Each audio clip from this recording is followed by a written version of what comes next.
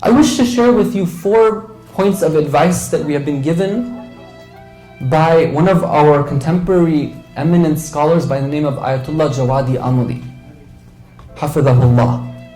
You might have heard his name. He is a master of many different fields, including tafsir of the Quran and philosophy, and he has spoken extensively about the rationale and the philosophy behind mourning Imam Hussayn alayhi salam.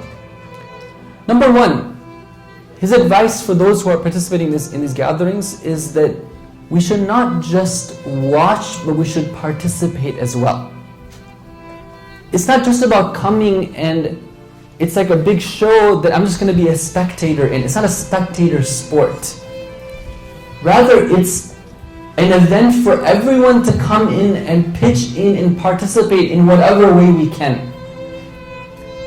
If other people are crying, this message is for my young brothers and sisters, that you see other people crying, you yourself try to cry as well too. If you don't understand, then whatever it is that you remember about this pure soul whose blood of his family was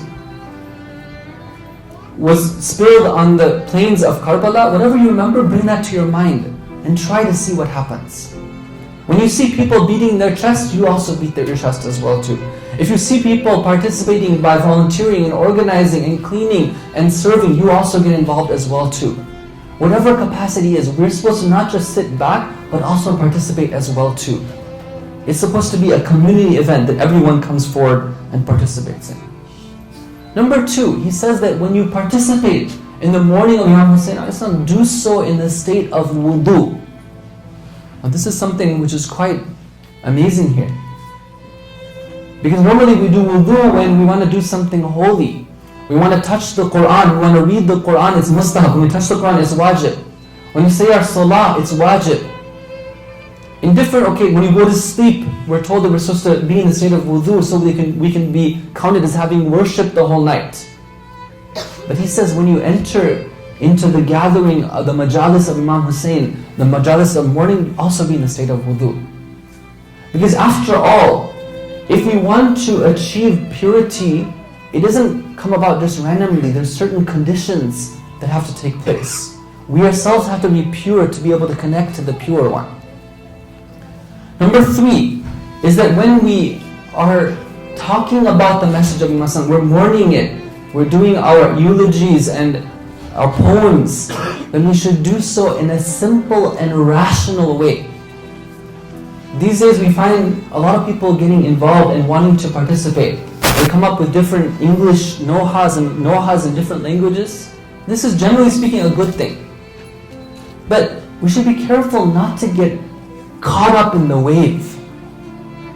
I have to do an English noha. Now what's the best way of doing it?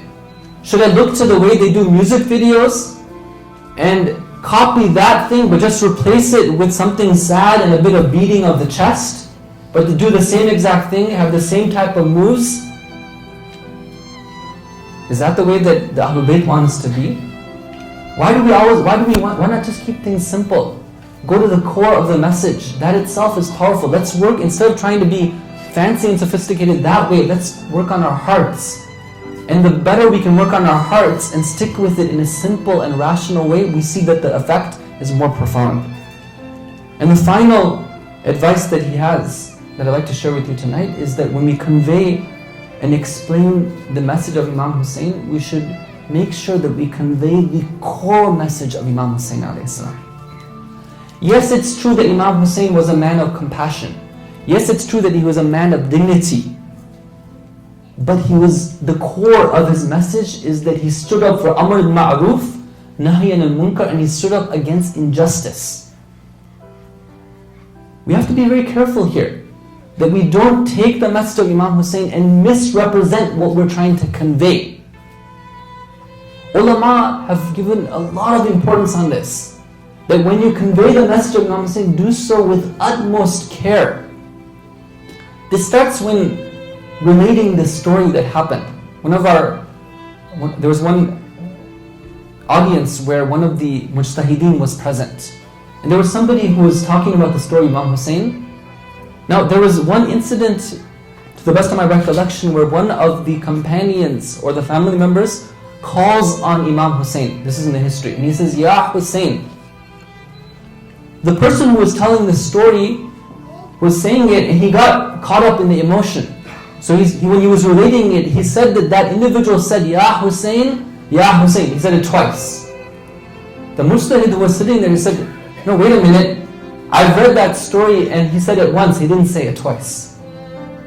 Meaning that even when it comes to the dialogue that takes place, that mujtahid was so concerned that he's willing to speak up and make sure that what is said correctly. And what about the message of Imam Hussayn? Let's be careful, brothers and sisters. Sometimes we see a desire to take the message of Imam Hussayn out to the world. But what message are we trying to convey?